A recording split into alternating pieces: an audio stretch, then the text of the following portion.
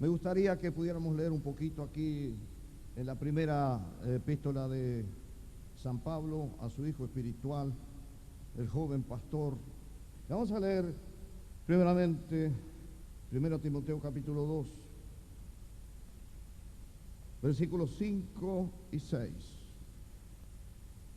Dice acá: porque hay un solo Dios, porque hay un solo Dios y un solo mediador entre Dios y los hombres, Jesucristo hombre, que se hizo hombre, el cual se dio a sí mismo en la cruz, en rescate su sangre, por todos, de lo cual se dio testimonio a su debido tiempo. Y leo el versículo que sigue también. Para esto yo fui constituido predicador y apóstol. Para esto yo fui constituido por Dios, no por los hombres. Para esto yo fui constituido predicador y apóstol. Entre paréntesis, digo verdad en Cristo, no miento. Y maestro de los gentiles, es decir, para enseñar a aquellos que no eran judíos, en fe y verdad. Atrevemos a leer también como algo complementario, versículo 8, quiero pues, este pues quiere decir por causa de esto que ha sucedido, de que hay un Dios y un mediador, y hay un precio de rescate. Quiero pues que los hombres oren en todo lugar, levantando manos santas, sin ira contra los otros, ni contienda. Así que cuando usted levanta las manos alabando a Dios, tengan cuidado de esto. Quiero pues que los hombres oren en todo lugar, levantando manos santas, sin ira ni contienda. Amén. Y en el mismo contexto, pasamos al capítulo que sigue, el 3, y leemos desde el versículo 14 en adelante. Dice: esto te escribo, aunque tengo la esperanza de ir pronto a verte, para que si tardo, observe la preocupación del apóstol, para que si tardo, sepas cómo debes conducirte en la casa de Dios. Y acá esto casi asusta lo que dice a continuación, que es la iglesia del Dios viviente. Burgues es parte de la iglesia del Dios viviente. Burgues es parte de la iglesia del Dios viviente. No lo olvide, no lo olvide. Para que sepas cómo debes conducirte en la casa de Dios, que es la iglesia del Dios viviente. Columna y baluarte, defensa de la verdad. No la verdad de los hombres, sino la verdad de Dios. Y sigue, indiscutiblemente, es decir que no es para analizar racionalmente, porque es un milagro. Indiscutiblemente grande es el misterio de la piedad, de un Dios que tuvo misericordia de salvar a los pecadores como nosotros. Indiscutiblemente grande es el misterio de la piedad. 2 puntos. Primero, Dios fue manifestado en carne, en la persona de Jesucristo. Justificado en el Espíritu, porque aunque los hombres lo rechazaron, el Espíritu Santo siempre confirmó su palabra y sus obras. Visto de los ángeles, es decir, visto a Dios en carne. Los ángeles nunca habían visto a Dios en carne, pero ahora por primera vez en la vida de los ángeles, al mirar a Jesucristo, lo ven a Dios en carne. Diga gloria a Dios, hermano. No sé si usted sabe pesar estas cosas. Visto de los ángeles, no visto en el cielo, porque eso por siglos de siglos vieron a la segunda persona de la Trinidad, Jesucristo. Pero ahora, desde allá arriba lo observan naciendo en un pesebre, saliendo del vientre de una mujer. El asombro de los ángeles. Y le aseguro que los ángeles no sabían eso tampoco, ni lo sabía el diablo. El único que sabía que Dios se haría carne un día era Dios mismo. Diga gloria a Dios y denle un aplauso al Señor. Gloria a Dios. Es grande, es grande. Es grande, esto es grande, hermano, muy grande. Gloria a Dios. E indiscutiblemente grande es el misterio de la piedad. Dios fue manifestado en carne, en la persona de Jesucristo, justificado en el Espíritu, visto de los ángeles en carne, predicado a los gentiles. No olvide que es un judío que escribe esto y él está asombrado de que el Evangelio alcance a los gentiles. Creído en el mundo, y gracias a Dios que nosotros somos uno de esos creyentes. Gloria a Dios. Mire que hay vino nuevo. El vino de ayer se puede poner ácido. Sí, estamos bebiendo vino nuevo en odres nuevos. Creído en el mundo, y lo último, recibido arriba en gloria. ¿Pero recibido quién? ¿Dios? Yo nunca he recibido en gloria porque vive en la gloria. Pero quien es recibido es el Dios hombre que es recibido en gloria. El Dios hombre. Y sobre este Dios hombre les quiero decir algo. Dios hombre, Jesucristo, es ni más ni menos que el gran milagro que se le puede llamar Dios hombre. Solo a Jesús se le puede llamar Dios hombre. Dios hombre. Ahora, estamos hablando de dos personas, pero que constituyen en misterio una sola persona. ¿Por qué Jesús? Escuche bien.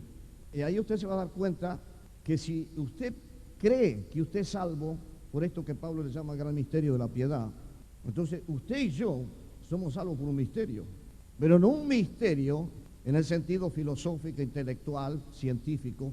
Muchos científicos hoy, estudiando la naturaleza, dicen tal cosa que sucede en el universo es un misterio para nosotros. Dice que han visto, por ejemplo, observando con poderosísimos telescopios muy modernos que hay ahora, cómo existen como espacios libres allá en el espacio donde se puede ver con esos telescopios, como en las constelaciones que hay, las galaxias, hay como partes, como son un vacío oscuro, pero que se puede intuir que algo tienen ahí en esos espacios oscuros, aparte de esas nebulosas, como les llaman, que están constituidos por agrupaciones de millones y millones de estrellas que brillan, pero han visto espacios, pero que esos espacios no son vacíos. Hay algo misterioso que ellos no pueden discernir hasta ahora, y no dicen Dios es un misterio, dicen el universo es un misterio para nosotros. Y el hombre acá en la tierra, el hombre que razona, el hombre intelectual, los grandes pensadores de la historia, también hablan de misterios, porque se dan cuenta que la razón humana tiene sus límites y llegan hasta cierto lugar, y especulan sobre esto, especulan sobre lo otro, pero se dan cuenta que hay cosas que nunca pueden ser resueltas, ni con la cultura, ni con el intelecto. Y a eso le damos un misterio. Y nosotros, el pueblo, muchas veces hablamos y nos encontramos frente a ciertas cosas que suceden y decimos, no sabemos por qué murió fulano, por qué le pasó esto, aquello. Eso es un misterio. Lo vimos ayer sonriente cantando y de repente mire la desgracia que le ocurrió. ¿Y eso qué es? Y así, misterios. Pero este misterio de la piedad, como le llama Pablo, es una cosa totalmente distinta de cualquier otro misterio. Y yo me glorío en este día, y nadie me la puede quitar a esta gloria, de que yo, Reinaldo Gómez, yo soy salvo por un misterio, y por este gran misterio de la piedad. Si ese misterio me salvó, que para mí es un misterio, pero para ese misterio yo no soy un misterio. Así que sabía lo que hacía y por eso le doy un aplauso. Gloria a Dios, quiero que le quede grabado esto. Usted se mira a sí mismo, ¿no? Dice, ¿quién soy yo? Con esta pollerita, con este pantaloncito, con estos zapatos, estas alpargatas. ¿Se interesó Dios por mí? Si se habrá interesado que para salvarme a mí tuvo que aparecer este Dios hombre en la tierra y pagar un precio de rescate por mí. Yo que he sido un pecador desde que salí del vientre de mi mamá y hasta el día que esté en el cuerpo voy a seguir siendo pecador. Sin embargo, aquel que tiene un propósito eterno y que ve mi vida más allá del tiempo, produjo este misterio de la piedad, que para mí, para el hombre es un misterio, era para Pablo, nada menos que para Pablo, para mí también tiene que ser un misterio. Pero el misterio que me salvó a mí, que es de origen divino, para ese misterio no hay misterios, porque para Dios no hay misterio. Así que cuando Dios me salvó a mí, yo no era ningún misterio, no soy, ni seré jamás un misterio. Y sabía lo que hacía entonces. Y te digo, dado de esta manera, este mensaje es un mensaje de amor y esperanza para todos. Porque muchas veces los que nos condenamos somos nosotros mismos y no Dios. Nos condenamos. Sí, que yo no vivo una vida santa, que yo no vivo una vida así, como yo entiendo que tenía que vivir y no sé cuántas cosas. No entro a analizar eso porque no es el momento. Pero digo sí, nosotros somos los que nos condenamos a nosotros. Y yo no estoy justificando ni los errores, ni míos ni de nadie. Pero yo digo que Dios, para salvarnos, hizo provisión por todos nuestros pecados y errores. Y Él nos vio en una dimensión en que nosotros jamás nos podremos ver. Y el rey David pecó grave, terrible pecado. Pero Dios nunca lo sacó del trono. ¿Cuándo lo sacó del trono Dios a David? Yo también he pecado muchas veces. Nunca Dios me sacó de pastor. Los hombres han querido sacarme, varios han querido sacarme, pero todos fracasaron. Si hay alguno por ahí que está pensando en lo mismo, desde ya le digo, no pierdas tiempo, hermano. No pierdas tiempo, porque Dios es Dios y el hombre es hombre. Porque si los propósitos humanos triunfaran sobre los propósitos divinos, entonces Dios no es Dios. Y yo, Reinaldo Gómez, en vez de predicador, me vuelvo un terrible ateo y salgo por ahí a matar a quien se me ocurra. Si me quiero emborrachar, me emborracho. Si le quiero pegar un tiro a alguno, le pego y se acabó. Pero gracias a Dios que hay un orden en el universo. Y ese orden lo puso Dios. Y ese orden Dios lo va a hacer respetar. Y lo que nos castiga hoy, lo castigará mañana. Dios hará juicio sobre los hombres y sobre las naciones de acuerdo a lo que Él sabe. A Dios sea la gloria. Gloríese en la misericordia de Dios. Si usted recibe estas palabras, Dios le quiere dar alegría mayor que aquellos que tienen abundancia de trigo y de vino. Gloria a Dios para siempre. Gracias al Padre. Gloria a Dios por esta alegría. No importa si la galleta es dura o no es dura. No importa si hay agua o si hay vino. Pero lo que importa es esta presencia del Espíritu Santo. No importa si tengo 15 años, si tengo 100 años, pero Dios igual alegra mi corazón acá en la tierra. Gloria a Dios. Todo este homenaje es para Él. Él nunca dejará de amar lo que ama.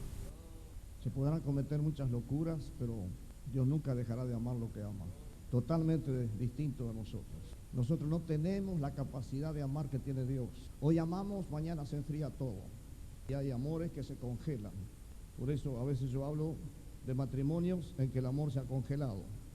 Entonces de hecho ya no existe más. Pero todo eso es humano. Nadie está libre de eso. Que no le suceda a usted, pero se da en la historia de los seres humanos. Pero esto lo digo simplemente para decir que hay un amor que nunca se congela. Hay un amor que siempre es como un fuego que está encendido día y noche. Es el amor de Dios, por usted y por mí. Gloria a Dios. Bueno, seguimos un poquito con esto del misterio de la piedad, porque Pablo, este hombre tan profundo en las cosas de Dios, es justamente el que escribe que esto de que Dios fue manifestado en carne, etcétera, etcétera, es un gran misterio y que no es nada para discutir. Esto no es nada para discutir.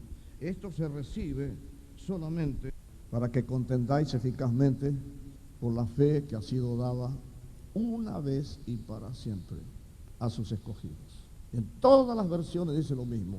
Por eso la fe que Dios da, la fe que salva, no es que yo soy salvo porque tuve fe, como diciendo la fe es mía, mentira. El predicador que predica eso predica el evangelio al revés. Y yo, porque este tema para mí es muy importante, he examinado toda la cantidad de Biblia que tengo en distintos idiomas, y todas dicen lo mismo. En algunas hay una diferencia en ciertos versículos, pero en este versículo no hay diferencia ninguna. Aquella de Valera, que no es la mejor versión, por supuesto, no la desprestigio, pero no es la mejor versión. Aquí en la Valera dice que Dios ha dado, a ver cómo dice, a ver, para no citarlo mal. Sí, acá dice en Judas, versículo 3, amados, por la gran solicitud que tenía de escribiros acerca de nuestra común salvación, me ha sido necesario escribiros exhortándoos que contendáis, luchéis ardientemente por la fe que le ha sido una vez dada a los santos. ¿Quién le dio la fe a los santos? Se la dio Dios, ¿no? Pero aquí falta algo en la raíz griega, y si tiene duda, cómprese un lexicon hebreo griego y va a encontrar. En la Biblia inglesa dice la fe que fue dada once for all. Once for all quiere decir una vez para siempre. Y en la Biblia sueca, por ejemplo, dice en gång för alla, quiere decir una vez y para siempre. Y en el griego dice que fue dada una vez y para siempre. Si fue dada por Dios y fue dada una vez por siempre, ¿quién te la quita? Podrás pasar por una cantidad de amarguras y problemas y lucha y todo. Y a veces hay creyentes que me han dicho, pastor, yo ya no doy más, yo ya perdí la fe. Y yo le he dicho, perdiste la fe tuya, pero la fe de Dios todavía está en ti y te va a llevar al cielo. Diga gloria a Dios. Una vez y para siempre. Claro, porque la fe es un don y los dones son gratuitos, no se cobran. Y es totalmente anormal que una persona regale algo a alguien y después se lo pida de vuelta, ¿no? ¿Usted hizo eso alguna vez? Sería totalmente anormal. Y menos lo hará Dios, por supuesto. Porque de repente usted, como humano, qué sé yo, ¿no? Tuvo un gesto y se sacó el reloj y dijo, mira, te quiero tanto y te doy el reloj. Pero el mes que viene está con hambre y necesita el reloj para venderlo, empeñarlo y se lo pide de vuelta. Pero Dios no hace esas cosas. Una vez y para siempre nos dio esta fe. Y a esta fe es la que Juan, en su primer epístolo, capítulo 5, le llama, esta es la fe que vence al mundo. Esta es la fe que vence al mundo. Y mire que hay que tener fe para vencer al mundo, ¿no? Y hay gente que se vence solo, sin pelear con el mundo, y pierden la fe. Pero si es una fe que vence al mundo, es porque es un don de Dios irrevocable, que nadie jamás podrá quitarlo. Gloria a Dios para siempre. Y esta fe tiene una fuerza que no da el brazo a torcer al diablo ni a nadie. Esta fe no tuerce el brazo, no. Entonces, acá dice que Dios fue manifestado en carne. Se refiere a la persona de Jesucristo, ya lo sabemos. Pero hay una pregunta acá. El misterio de la piedad para Pablo consiste en esto. Porque Pablo se está preguntando cómo Dios puede seguir existiendo en el cielo y a su vez Dios sigue existiendo en un hombre, pero un hombre que se llama Dios. Dios habita en nosotros, en mi vida, por el Espíritu Santo, que es la tercera persona de la Trinidad. Pero no por eso yo soy Dios. Pero Jesús es Dios, ¿o no es? Mire que este es un punto álgido en el asunto de la doctrina, porque mucha gente aceptan al Cristo histórico, pero nunca aceptan que Jesús era Dios. Jesús, Dios. Pero es hombre. Come, bebe, duerme, se cansa, es hombre. Aunque es un hombre perfecto. Pero ya hay un antecedente en Jesús que no lo tiene ningún hombre. Él nace de mujer, pero sin pecado. Sin pecado concebido, dice el credo apostólico, ¿no? Creo en Jesucristo, sin pecado concebido. Todos nosotros somos concebidos en pecado. Y por eso, lo más estúpido que podemos cometer es ser orgullosos. ¿Orgullosos de qué? De tu naturaleza pecadora. Pero Jesús es otra cosa. Él es hombre y está entre los hombres. Y él puede mirarle a cualquiera en la cara y decirle, declárame algún pecado que yo cometí. ¿Cuál?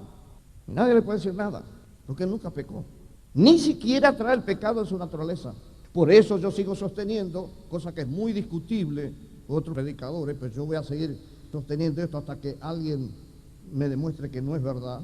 En lo natural, todo embrión y todo feto, lo reitero, pues esto ya lo he dicho, es alimentado por lo que se llama el cordón umbilical. Y a través del cordón umbilical pasa toda la naturaleza humana de la madre, aún en el sentido orgánico, genético, a esa criatura que se está formando en el vientre. Y por eso es que un rey como David, un ungido como David, un profeta como David, va a decir en el Salmo 51, cuando es consciente del terrible crimen que ha cometido, él va a decir, en pecado me concibió mi madre y en maldad yo fui formado en su vientre. Pero de Jesús nadie puede decir eso. Por eso para Jesús no hubo cordón umbilical. Y alguno puede salir y saltar enseguida como un gran sabio y decir, pero ¿y entonces cómo se alimentó el bebé? Pero si Dios hizo el milagro completo de hacerlo un Dios, Dios no podía alimentar sin cordón umbilical. Y aunque María era una muchacha totalmente virgen, jamás había tenido relación con ningún hombre, como ella mismo le dice al ángel, ¿cómo voy a quedar yo embarazada si yo no conozco hombre todavía? Y le estaba diciendo la verdad. Pero por el hecho de que era virgen y no había tenido relación con ningún hombre, no por eso dejaba de ser pecadora, porque ya nacemos todos pecadores. La naturaleza pecadora estaba allí. Así que ella, por pertenecer a la raza de Adán caída, podía haber transmitido a ese bebé, aunque sea algo, aunque sean los genes de naturaleza humana. Pero no transmitió nada, absolutamente nada. Porque Jesús era hombre, humano, pero genéticamente Jesús es único. Ustedes saben que el asunto de los genes, hoy la ciencia ha descubierto que es una cosa tan determinante y tan fuerte en la naturaleza humana, que se hereda de los padres, de los abuelos, de las abuelas, hasta la cuarta generación, y que característica de los abuelos aparece genéticamente en nosotros y aún hasta enfermedades. Por eso es que hoy, a la luz de la ciencia médica, una persona, por ejemplo, que sufre de problemas cardíacos, una de las primeras cosas que le pregunta el médico es su familia, su papá, su mamá, su abuelo, ¿tiene parientes que sufrían del corazón? Pero yo doy gloria a Dios, porque Jesús es el hombre perfecto, como humano es perfecto, pero en él, que iba a ser el cordero expiatorio para mi vida, no existía ni siquiera un solo gene o una sola célula, y eso que las células son todas microscópicas, ¿no es cierto?, Las células son microscópicas, no existía ni una sola célula en él, gloria a Dios, que llevara el sello del pecado humano. Por eso mi redención no es relativa, es absoluta. Por eso es que Pablo, en 1 Tesalonicenses capítulo 5, versículo 23, va a decir: y el Dios de paz os conceda que vuestro ser completo, y hay 2 puntos, espíritu, alma y cuerpo, sean guardados irreprensibles hasta el día de Jesucristo. El ser entero, en forma absoluta, está redimido para Dios, porque la ofrenda de la cruz, el Cordero de Dios, también era absoluto. No hay reclamo. Satán no tiene derecho ni siquiera sobre una célula suya. Ahora fíjese, Jesús es perfecto hombre, pero también Jesús es Dios, y Dios perfecto, Dios absoluto. Le van a obedecer no solo los demonios, le van a obedecer las fuerzas hostiles de la naturaleza del universo, como las tormentas y los vientos y los huracanes y todas esas cosas. Va a poder caminar sobre las aguas, y las aguas no son pecado, pero son elementos de la naturaleza. Él va a tener un dominio absoluto. Y cuando Jesús camina sobre las aguas, no camina como hombre, camina como Dios. Cuando reprende la tormenta y los vientos, lo hace como Dios. Él es Dios perfecto. Entonces, uno se pregunta, y Pablo se habrá preguntado, ¿era Jesús, era una mezcla de Dios y el hombre? Si hubiera sido una mezcla de Dios y hombre, entonces Jesucristo no era ni Dios ni hombre. Tenía que salir una tercera clase de ser que ni se sabe lo que podía hacer. Seguro, se junta la naturaleza humana con la divina en el sentido real de una mezcla. A veces una mujer rubia, blanca, de piel blanca, se puede casar con un hombre de color, y la criatura no sale ni rubia ni de color, sale intermedio. Esa hay cantidad de casos. Y entonces uno dice, ¿por qué salió eso? Porque hubo una mezcla. Si los dos fueran rubios, no hay ninguna novedad. Si los dos fueran de color, no hay ninguna novedad. Pero acá hay una mezcla. ¿Por qué? Porque son productos humanos. Y Jesús no es un producto humano. Jesús es humano, pero no es un producto humano. Jesús es un milagro de Dios. Y Dios no es producto de nadie, Él es Dios absoluto. Entonces, si Dios se junta con la naturaleza de Jesús humana, como una especie de mezcla, como sucedería, como le dije, entre dos seres humanos distintos, ¿qué saldría? Ese muchachito que no salió ni rubio ni salió morocho. Entonces, ¿qué es? Es producto de una mezcla. Tiene una tercera característica, heredada sí de la mezcla, pero Jesús no es una mezcla. Jesús es tan Dios como Dios mismo, y es tan hombre como el hombre, sin pecado concebido. A eso es lo que Pablo le llama el gran misterio de la piedad. Y le digo una cosa, si para salvarme a mí Dios tuvo que mezclarse con un hombre, y a sabes un hombre se mezcló con Dios, entonces Dios no puede ser la garantía de mi salvación como un ser humano.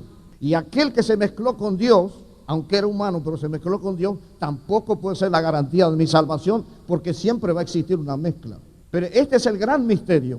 Jesucristo es Dios, Jesucristo es hombre, Jesucristo es hombre y Jesucristo es Dios. Es perfecto hombre y es perfecto Dios, sin que haya una mezcla, gloria a Dios. Y por eso es que Él, Jesús y el Padre pueden garantir mi salvación, porque en última esencia es una operación divina, un milagro divino que se realiza en mi vida y que está garantizado no solo por una naturaleza humana sin pecado, pero está garantizado porque el origen de esa salvación está en un ser eterno que nunca fue hombre y que siempre fue Dios.